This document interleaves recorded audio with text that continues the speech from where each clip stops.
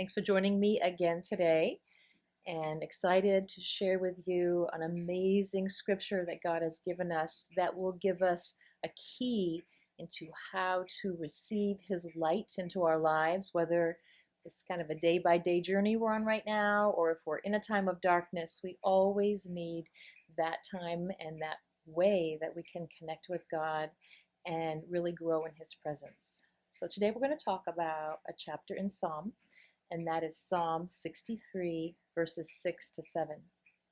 Often at night I lie in bed and remember you, meditating on your greatness till morning smiles through my window. You have been my constant helper. Therefore I sing for joy under the protection of your wings. My soul clings to you. Your right hand reaches down and holds me up. This is a scripture where God shows us step by step how to receive that joy, how to receive that light in our lives. And usually, just like everybody else, I will read scripture from beginning to end, whether it's the beginning to end of a chapter, beginning of a verse to the end of a verse. But sometimes I actually get more out of it by going backwards. And this scripture is one of those times, because it talks about how, I sing for joy. And then if you go before that, it talks about, your light has shone through my window. So if you look at that, you're like, okay, God is saying that He's promised these things to us. Like He's going to bring me to a place where I'm so full of joy that I'm going to worship Him. And the reason that I can do that is because His light has shone through my window in a time of darkness. So if you go all the way back to the beginning of these two verses, you can see how God promises for that to happen in our lives. What was David doing at the beginning of the scripture?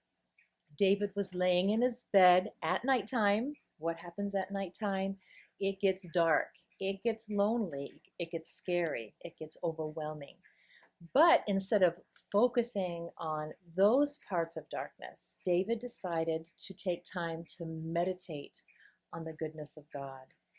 This will always bring the light of God into our situations, because it's easy to obsess. We were talking yesterday about how a child who's stuck alone in the dark will start to obsess about the scary things that he or she thinks is lurking under the bed. And we can do that as adults as well. We might not like to admit it, but we can be worrywarts.